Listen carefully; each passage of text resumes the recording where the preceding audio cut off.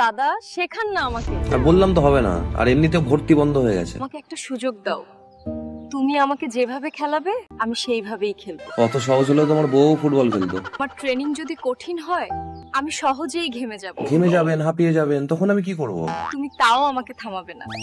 আপনি খেলেছেন এর আগে কখনো ফুটবল? আমি চোখ দিয়ে অনেক খেলেছি, গোলের দিকে কিভাবে তাকাতে হয় সেটা আমি জানি। তাহলে আপনি কি শিখবেন?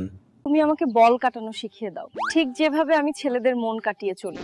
ওরে বাবারে, আপনি বললে আমাকে একটু ফুটবল খেলা শিখিয়ে দিন না।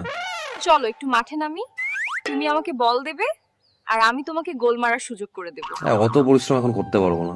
তুমি শট মারো আর আমি গোল পোস্টে দাঁড়িয়ে তোমার বল আটকাবো। আরে শট মারতে গেলে অনেক পরিশ্রম হয়ে যায়। একটাই শট মারো। হ্যাঁ।